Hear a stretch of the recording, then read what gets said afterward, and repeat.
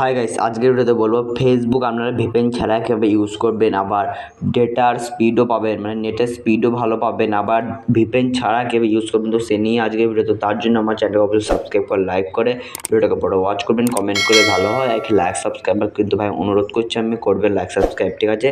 তো ভিডিওটাকে আমি স্টার্ট করছি। তো সর্বপ্রথম আপনি যে কোনো একটি ওয়েবসাইটে চলে যাবেন। আমি ক্রোম ব্রাউজারটাকেই অন করে নিলাম।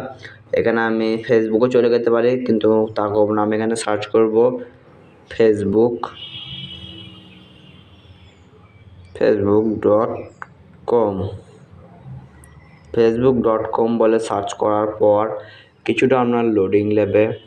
এখানে আপনাকে সাইন আপ করতে হবে, ঠিক আছে? তো আমি সাইন আপ করে নিচ্ছি।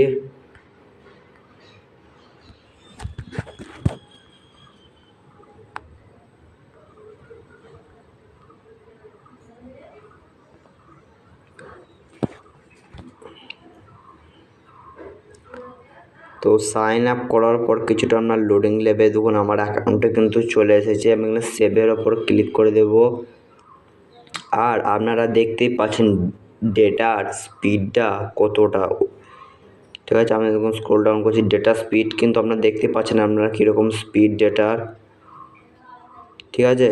আমার কিন্তু ভিপিএনও ডাউনলোড না। এই দেখুন ভাই, ভিপিএন থাকলে কিন্তু তোকে এখানে নোটিফিকেশান বারে শো করতো। আমার কিন্তু ভিপিএন ছাড়া দেখুন চলছে, ঠিক আছে? আবার ডেটা স্পিডও আপনারা দেখতে পাচ্ছেন এইচডি কোয়ালিটিতে ভাই হচ্ছে, ঠিক আছে?